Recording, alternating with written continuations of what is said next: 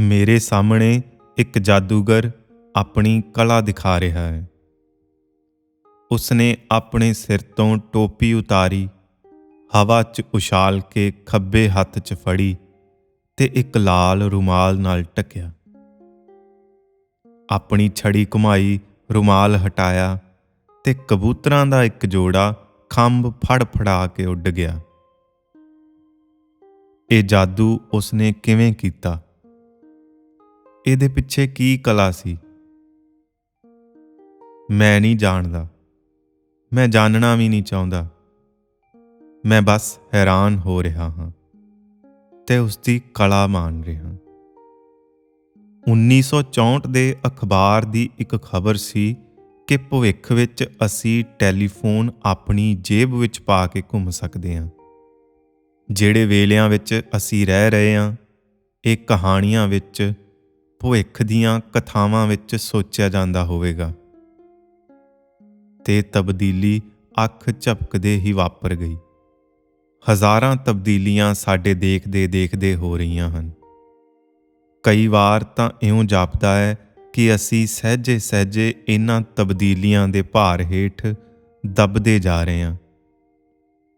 ਕਈ ਵਾਰ ਸਾਡੇ ਅੰਦਰਲੀ ਕੋਈ ਕਣੀ ਸਾਨੂੰ ਆਖਦੀ ਹੈ ਕਿ ਆਪਣੀ ਕਾਰ ਨੂੰ ਟ੍ਰੈਫਿਕ ਵਿੱਚ ਛੱਡ ਕੇ ਕਿਤੇ ਦੌੜ ਜਾਈਏ। ਇਹਨਾਂ ਉੱਚੀਆਂ ਇਮਾਰਤਾਂ ਤੋਂ ਦੂਰ ਕਿਤੇ ਖੁੱਲ੍ਹੀ ਜਗ੍ਹਾ ਵਿੱਚ ਸਾਹ ਲਿਆ ਜਾਵੇ। ਕਿਸੇ ਰੇਗਿਸਤਾਨ ਵਿੱਚ ਅਵਾਰਾ ਅਜਨਬੀਆਂ ਵਾਂਗ ਭਟਕੀਏ, ਜਿੱਥੋਂ ਸਿਰਫ ਦੁਮੇਲਾਂ ਦਿਸਦੀਆਂ ਹੋਣ। ਸਾਰੀਆਂ ਕੰਧਾਂ ਟੱਪ ਕੇ ਪਹਾੜਾਂ ਵਿੱਚ, ਜੰਗਲਾਂ ਵਿੱਚ ਚਲੇ ਜਾਈਏ। ਸ਼ੋਰ ਤੋਂ ਦੂਰ ਪੈਰ ਸਫ਼ਰਾਂ ਨਾਲ ਸੁੰਨ ਹੋ ਜਾਣ, ਕੰਨ ਪੱਤਿਆਂ ਦੀਆਂ, ਪੰਛੀਆਂ ਦੀਆਂ ਆਵਾਜ਼ਾਂ ਨਾਲ ਸੁਰ ਹੋ ਜਾਣ। ਪਰ ਨਾਲ ਹੀ ਤੁਹਾਡਾ ਦੂਸਰਾ ਹਿੱਸਾ ਆਖਦਾ ਹੈ ਕਿ ਤੁਸੀਂ ਇਸ ਆਲੇ ਦੁਆਲੇ ਤੋਂ ਭੱਜ ਨਹੀਂ ਸਕਦੇ। ਇਹ ਸਿਰਫ ਇੱਕ ਕਲਪਨਾ ਹੀ ਹੋ ਸਕਦੀ ਹੈ। ਅਸੀਂ ਇਸ ਆਧੁਨਿਕਤਾ ਦੇ ਵੇਲੇ ਨਾਲ ਬੱਝੇ ਹੋਏ ਹਾਂ। ਅਸੀਂ ਇੱਕ ਮਸ਼ੀਨ ਹਾਂ। ਸਾਡੀਆਂ ਨਾੜਾਂ ਵਿੱਚ ਡਿਜੀਟਲ ਖੂਨ ਵਹਿ ਰਿਹਾ ਹੈ। ਸਾਡਾ ਦਿਲ ਡਿਜੀਟਲੀ ਧੜਕ ਰਿਹਾ ਹੈ। ਸਾਡਾ ਸੋਚਣਾ ਵੀ ਤਕਨੀਕੀ ਹੈ। ਸਾਡੇ ਘਰ ਦਾ ਪਾਲਤੂ ਕੁੱਤਾ ਵੀ ਇੱਕ ਮਸ਼ੀਨ ਹੈ, ਜਿਹੜਾ ਇੱਕ ਉਦੇਸ਼ ਦੇ ਤਹਿਤ ਸਾਡੇ ਨਾਲ ਹੈ, ਸਾਡੀ ਬੋਰਡਮ ਤੋੜਨ ਦੇ ਲਈ। ਮੰਨ ਲਓ, ਆਪਣੇ ਖਾਣ ਪੀਣ ਦਾ ਸਮਾਨ ਲੈ ਕੇ ਜੇ ਅਸੀਂ ਇਸ ਸਾਰੇ ਤੋਂ ਦੂਰ ਚਲੇ ਵੀ ਜਾਈਏ, ਤਾਂ ਕੁਝ ਕੁ ਦਿਨਾਂ 'ਚ ਹੀ ਸਾਨੂੰ ਇਹ ਅਹਿਸਾਸ ਹੋ ਜਾਏਗਾ ਕਿ ਇਹ ਮੇਰਾ ਘਰ ਨਹੀਂ ਹੈ। ਅਸੀਂ ਘਰੋਂ ਬਾਹਰ ਆਏ ਹੋਏ ਹਾਂ। ਅਸੀਂ ਧਰਤੀ ਦੀ ਹਿੱਕ 'ਤੇ ਸੌਂ ਨਹੀਂ ਸਕਾਂਗੇ। ਸਾਨੂੰ ਚਾਦਰ ਵਿਛਾਉਣੀ ਪਏਗੀ। ਨਦੀ ਦਾ ਵਹਿੰਦਾ ਪਾਣੀ ਨਹੀਂ ਪੀ ਸਕਾਂਗੇ। ਬਿਮਾਰ ਹੋ ਜਾਵਾਂਗੇ। ਨੰਗੇ ਪੈਰ ਨਹੀਂ ਤੁਰ ਸਕਦੇ। ਪੈਰਾਂ 'ਚ ਛਾਲੇ ਹੋ ਜਾਣਗੇ। ਸਾਨੂੰ ਇਹ ਨਹੀਂ ਪਤਾ ਕਿ ਇਹਨਾਂ ਹਜ਼ਾਰਾਂ ਰੁੱਖਾਂ, ਫੁੱਲਾਂ, ਫਲਾਂ ਵਿੱਚੋਂ ਅਸੀਂ ਕੀ ਖਾ ਸਕਦੇ ਹਾਂ। ਜੰਗਲ ਦੀ ਚੁੱਪ ਤੁਹਾਨੂੰ ਡਰਾ ਦੇਵੇਗੀ। ਪੰਛੀਆਂ ਦੀ ਚਹਿਚਹਾਹਟ ਸੌਣ ਨਹੀਂ ਦੇਵੇਗੀ। ਤੁਸੀਂ ਜਿੱਥੇ ਵੀ ਜਾਓਗੇ, ਆਧੁਨਿਕਤਾ ਦੇ ਬੱਦਲ ਤੁਹਾਡੇ ਸਿਰ ਤੇ ਰਹਿਣਗੇ। ਸਾਨੂੰ ਇਹ ਮੰਨਣਾ ਪਵੇਗਾ ਕਿ ਆਧੁਨਿਕਤਾ ਦੇ ਨਾਂ 'ਤੇ ਇਸ ਧਰਤੀ ਦੀ ਸ਼ੁੱਧਤਾ ਅਸੀਂ ਖੋਈ ਹੈ। ਇਸ ਨੂੰ ਅਸੀਂ ਗੰਧਲਾ ਕੀਤਾ ਹੈ। ਸ਼ੈਤਾਨ ਕਿਤੋਂ ਬਾਹਰੋਂ ਨਹੀਂ ਆਇਆ, ਸਾਡੇ ਆਪਣੇ ਹੀ ਮਨ ਵਿੱਚ ਬੈਠਾ ਸੀ। ਆਪਣੇ ਕੱਪੜਿਆਂ ਵਾਸਤੇ ਇਸ ਧਰਤੀ ਨੂੰ ਅਸੀਂ ਨੰਗਾ ਕੀਤਾ ਹੈ, ਕਿਉਂਕਿ ਕੁਦਰਤ ਦਾ ਝੱਲ ਅਸੀਂ ਸਾਂਭ ਨਹੀਂ ਸਕਦੇ ਸੀ। ਸਾਡੀ ਫਿਤਰਤ ਹਮਲਾਵਰ ਰਹੀ ਹੈ। ਸ਼ਾਇਦ ਅਸੀਂ ਸ਼ੁਰੂ ਤੋਂ ਹੀ ਕਸੂਰਵਾਰ ਸੀ। ਮੈਂ ਅਜੇ ਵੀ ਉਸ ਜਾਦੂਗਰ ਬਾਰੇ ਸੋਚ ਰਿਹਾ। ਪਿੱਛੋਂ ਕੁਝ ਆਵਾਜ਼ਾਂ ਆਈਆਂ। ਸਾਨੂੰ ਪਤਾ ਹੈ ਇਸ ਜਾਦੂਗਰ ਨੇ ਜਾਦੂ ਕਿਵੇਂ ਵਿਖਾਇਆ। ਕਬੂਤਰ ਟੋਪੀ ਵਿੱਚ ਪਹਿਲਾਂ ਤੋਂ ਹੀ ਸੀ।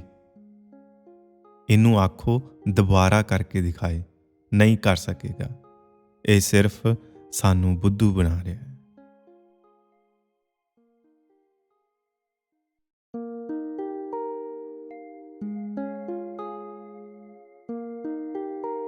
ਚਿੜੀਆਂ ਸੀ ਕੁਝ ਬੈਠੀਆਂ ਟੈਲੀਫੋਨ ਦੀ ਤਾਰ ਤੇ ਚੁੰਝ ਚਰਚਾ ਸੀ ਚੱਲ ਰਹੀ, ਬਦਲ ਰਹੇ ਸੰਸਾਰ ਤੇ।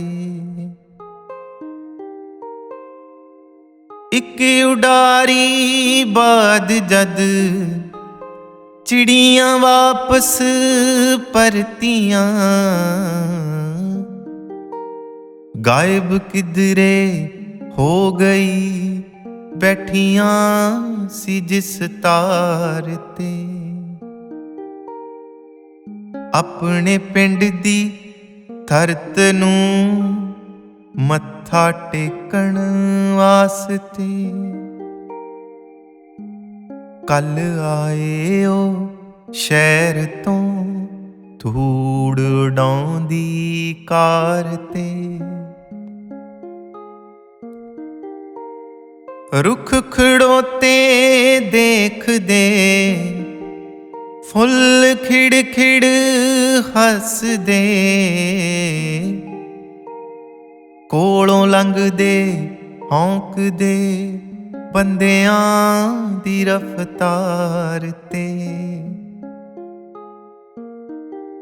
ਬੰਦੇ ਕਿੱਧਰ ਜਾ ਰਹੇ, ਫੁੱਲ ਪੁੱਛਦੇ, ਰੁੱਖ ਆਖਦੇ ਖੁਸ਼ ਹੋਵਣ ਜਾ ਰਹੇ ਨੇ ਇੱਕ ਦੂਜੇ ਦੀ ਹਾਰ ਤੇ।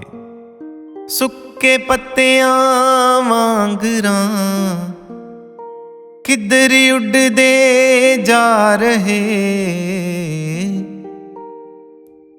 ਕੈਸਾ ਝੱਖੜ ਝੁੱਲਿਆ ਬੰਦਿਆਂ ਦੇ ਸੰਸਾਰ ਤੇ। ਇੱਕ ਉਡਾਰੀ ਹੋਰ ਤੇ ਚਿੜੀਆਂ ਮੁੜਨਾ ਪਰਤੀਆਂ, ਪੌਣਾ ਛੁਪ ਛੁਪ ਰੋਂਦੀਆਂ ਉੱਚੀ ਇੱਕ ਮੀਨਾਰ ਤੇ। ਚਿੜੀਆਂ ਸੀ ਕੁਝ ਬੈਠੀਆਂ ਟੈਲੀਫੋਨ ਦੀ ਤਾਰ ਤੇ, ਚੁੰਝ ਚਰਚਾ ਸੀ ਚੱਲ ਰਹੀ, ਬਦਲ ਰਹੇ ਸੰਸਾਰ ਤੇ। ਬਦਲ ਰਹੇ ਸੰਸਾਰ ਤੇ, ਬਦਲ ਰਹੇ ਸੰਸਾਰ ਤੇ।